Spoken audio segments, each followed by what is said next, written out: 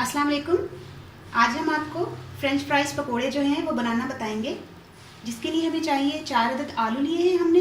हम इनको French fries की तरह काट लेंगे। बेसन है 1 कप, कुटी हुई सुरख मिर्च है 1 खाने का चम्मच, ज़ीरा है 1 खाने का चम्मच, अजवाइन लेंगे हम आधा चाय का चम्मच, ये नमक है 1 चाय का चम्मच और तेल हमने फ्राई करने के लिए लेना है। चले हम शुरू करते हैं। आलू को हम छील लेते हैं।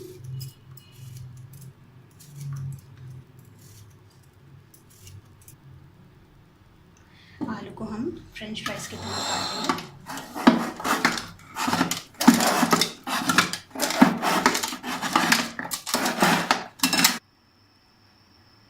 ऑयल हमने गर्म होने के लिए रख दिया है।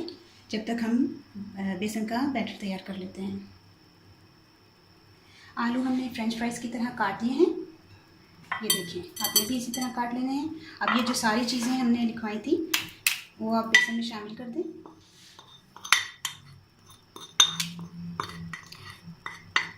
इसको काफ़ी गाढ़ा हमने इसका आमेज़ा बनाना है, बहुत पतला नहीं करना, क्योंकि हमने आज जो आलू काटे हैं इसी में डिप करके फ्राई करने हैं। थोड़ा थोड़ा करके पानी डालेंगे।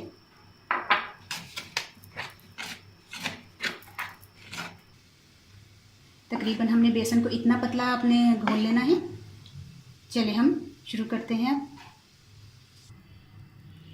ये आलू लिया और इसमें से डिप किया। एक्स्ट्रा जो है वो निकाल दें। बिस्मिल्लाह। इसी तरह हम सारे जो हैं फ्रेंच फ्राइज़ बना लेंगे।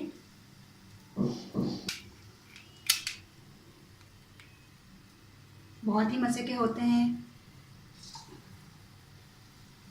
हमने अजवाइन भी डाली है, वो भी बहुत अच्छी टेस्ट देती है।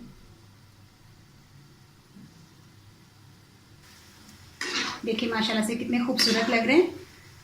ये हो रहे ब्राउन हो रहे, और जैसे ही ब्राउन होते हैं अब हम इनको निकाल लेते हैं। हमारे फ्रेंच फ्राइज़ पकोड़े जो हैं वो तैयार हो चुके हैं। अब हम इसको निकाल लेते हैं।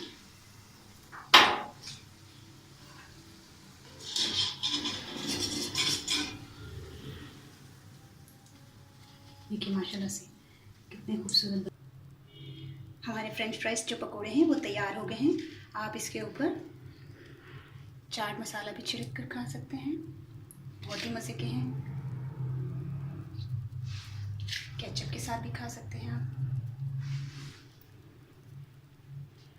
बहुत ही इजी हैं, कोई इतना मुश्किल काम नहीं। एक आपको टेस्ट करके बताती हूँ।